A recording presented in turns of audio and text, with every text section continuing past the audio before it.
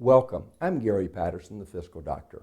I help leaders grow profits rapidly to become more bankable and stay that way.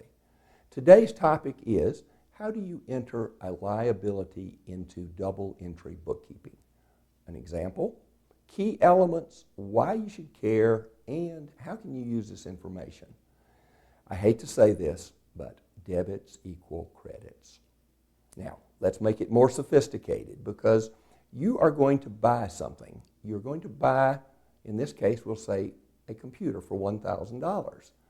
In this case, it's real easy. You put that on your credit card, so there's a liability of $1,000, and there's an asset for $1,000. Now let's make it more complicated. You don't know exactly how big the liability of the asset is, because what you have to do is take the most accurate measurement you have on one side to do that. Think of this as you have a new product, and there's an issue that says, what kind of losses are we going to have? And you can make a guess, but not a very good guess. You may come back and say, until I can guess better, I don't want to set up a liability. Now, let's make it even more complicated.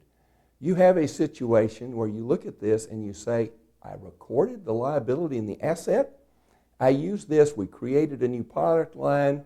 But it's 1 year later, and that asset isn't worth that much anymore. Now, here's what happens.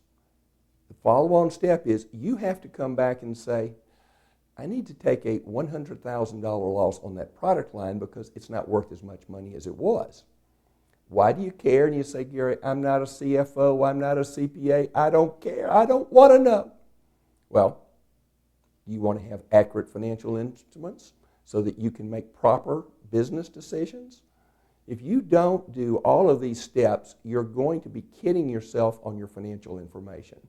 So the opportunity is face up to these problems when you have them, create accurate information so that you and your people in the trenches running the business have the best information to make the best business decisions.